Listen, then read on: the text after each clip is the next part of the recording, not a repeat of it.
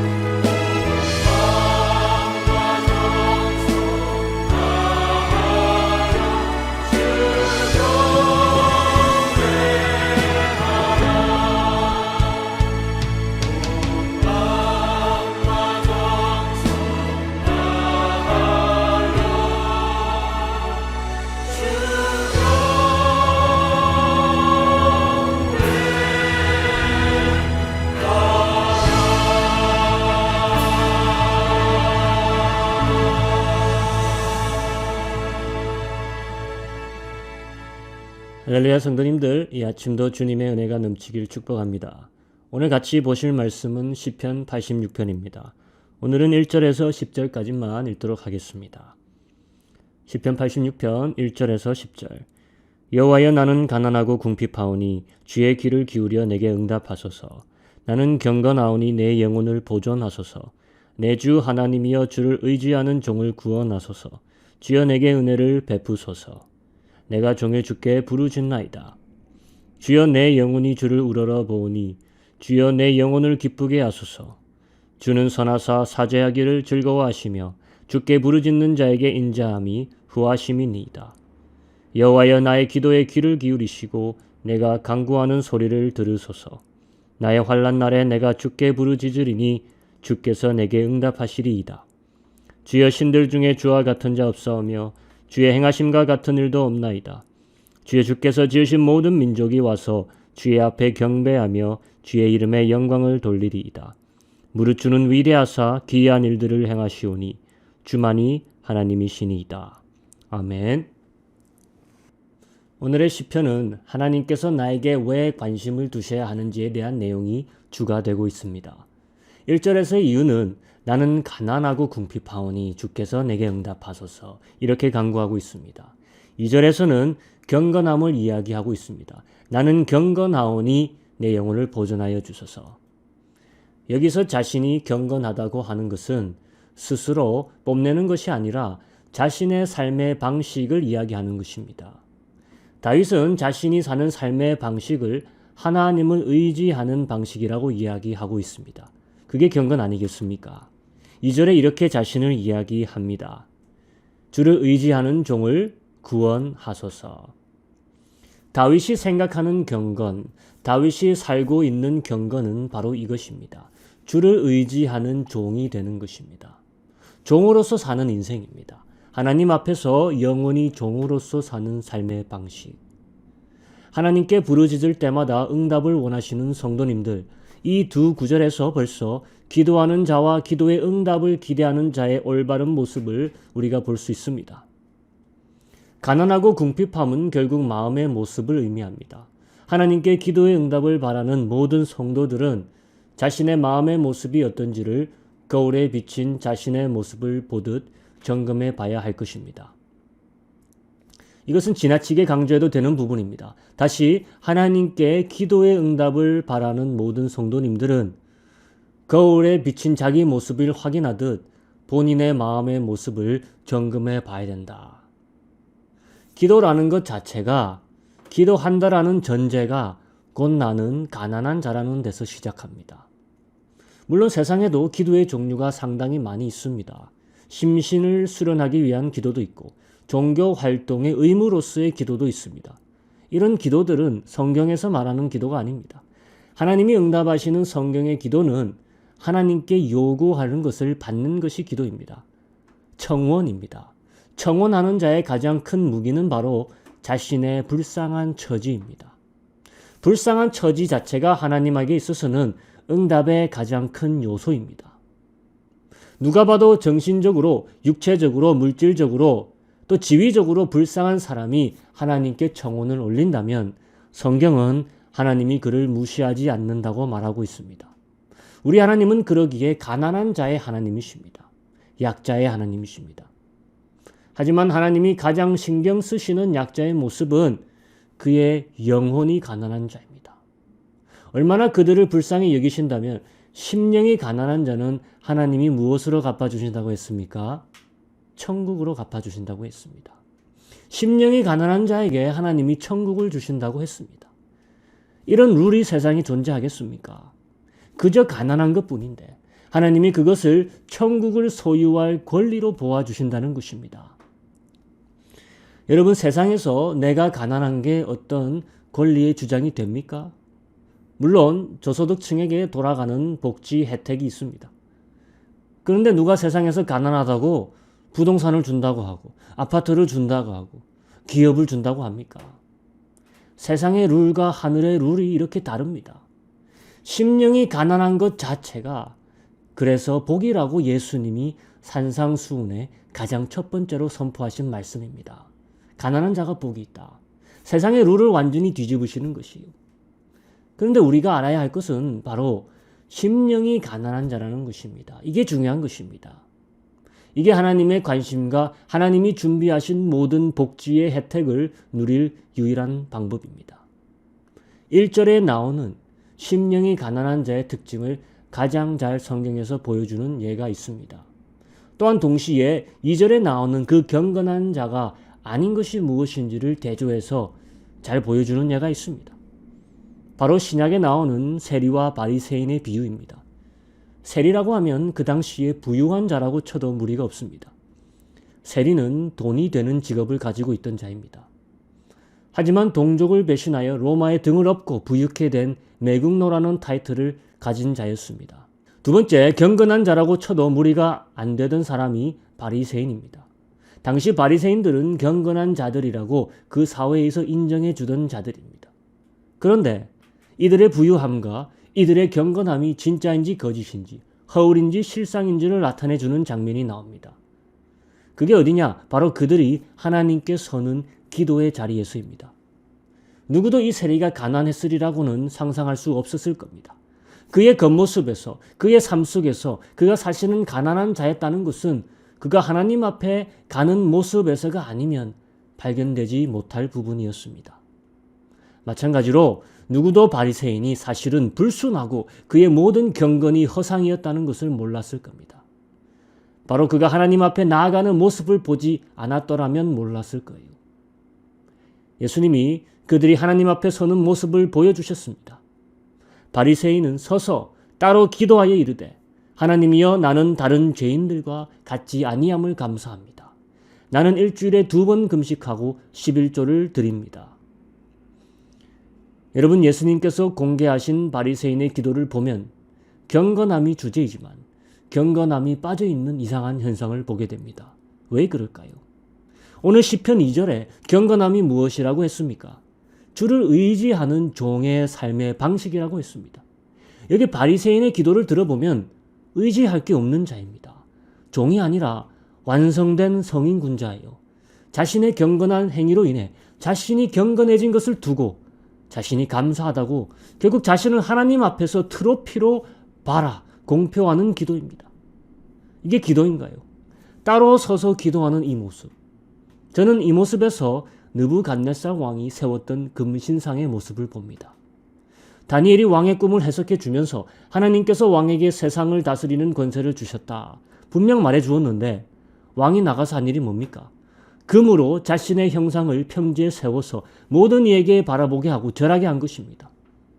자신의 손으로 이루어낸 것이 자신의 의가 된 것이고 자랑할 것이 된 것이고 남이 우러러보고 경배해야 되고 인정해야 되는 우상이 되어버린 것입니다. 바리새인은 하나님 앞에서 경건이라는 번데기 주름을 잡고 자신만의 우상을 세워버린 것입니다. 가난한 자는 우상을 만들 재료도 없습니다. 가난한 자는 우상을 만들지도 않고 붙들지도 않습니다. 오늘 이 세리를 보십시오. 주님이 세리에 대해 이렇게 말씀하셨습니다. 세리는 멀리 서서 감히 눈을 들어 하늘을 쳐다보지도 못하고 다만 가슴을 치며 이르되 하나님이여 저를 불쌍히 여기소서. 나는 죄인이로소이다 하였느니라. 여러분, 오늘 세리가 멀리 서 있던 이유가 무엇입니까? 세리가 하늘을 쳐다보지 못하는 이유가 무엇입니까? 왜 그는 가슴을 치는 것입니까? 무엇이 그를 이렇게 하나님 앞에 비참하고 안쓰럽게 만드는 것입니까? 그는 누구의 의를, 누구의 거룩하심을 바라보고 있나요? 바리새인이 자신의 의를 바라보고 만족해할 때 오늘 세리는 누구를 바라보고 있습니까? 그는 거룩하신 하나님의 의를 바라보고 있습니다. 얼굴을 들어 하나님을 향하지 못하는 이유는 그의 거룩하심에 빗대어 자신의 죄가 너무나 드러나는 것을 절실히 느끼고 있기 때문이 아니겠습니까? 성도님들, 여기에 심령이 가난해진다는 것이 무엇인지에 대한 아주 기본적인 명쾌한 답이 나오는 것입니다. 하나님의 온전하심을 바라보아 온전하지 못한 나의 모습에 하나님께 괴로워하고 하나님의 자비와 도움을 구하는 것. 이것이 진정한 기도자의 기본 자세입니다. 심령이 가난한 자는 천국이 저희 것이라. 왜 그럴까요? 바로 심령이 가난한 자는 하나님만을 바라보고 있는 자기 때문입니다. 자신의 의가 아니라 하나님의 의로움이란 거울에 자신을 비추어 보는 자입니다. 거기는 하나님의 자비와 인애를 구할 수밖에 없는 자리입니다. 오늘 시편에 가장 많이 나오는 단어가 뭔지 아십니까? 긍휼함입니다. 하나님의 긍휼하심을 구하는 자, 긍휼하심을 입을 줄로 믿습니다. 오늘 기도하실 때 수십 년 신앙생활 한 것이 내게 득이 되는 것이 아니라 오늘도 그 수십 년의 신앙생활이 나를 가난한 자로 유지하게 만들어 준다면 그것이 득이 되는 신앙의 연배인 줄로 믿습니다. 매일 아침 거울을 보고 하루를 시작하듯 우리 하나님의 완전하심 앞에 나아가 다시 통안해하며 부끄러워하며 아파하며 하나님께 긍휼을 구하는 자리로 같이 나아가기를 소원합니다. 그런 기본 자세를 회복해야 우리의 모든 기도가 응답을 받는 줄로 믿습니다. 이제 같이 기도하겠습니다. 하나님 아버지 감사드립니다.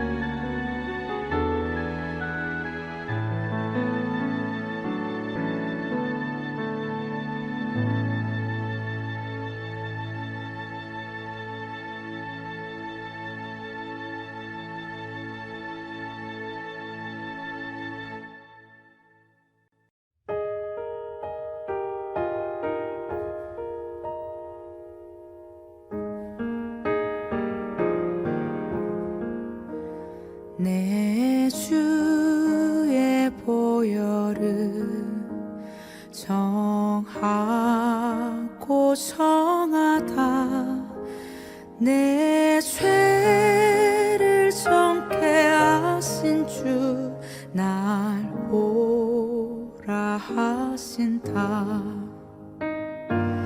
내가 주께로 지금 가오니 십자가의 보혈로 날 씻어 주소서. 내 주의 보혈은 정하고 정하다 내 죄를 정케 하신 주 날 오라 하신다. 내가 주께로 지금 가오니 십자가의 보혈로 날 씻어 주소서. 약하고 추해도 주께로 나가며 힘 주시고 내 주함을 보시서 주시네. 내가 주께로 지금 가오니 십자가의 보혈로 날 씻어 주소서. 내가 주께로 지금 가오니 십자가의 보혈로 날 씻어 주소서.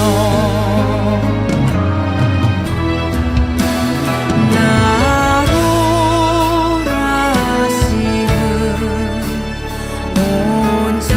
온전한 믿음과 또 사랑함과 평안함 다 주려 함이라. 내가 주께로 지금 가오니 십자가의 보혈로 날 씻어 주소서. 내가 주께로 지금 가오니 십자가의 보혈로 날 씻어 주소서. 내가 주께로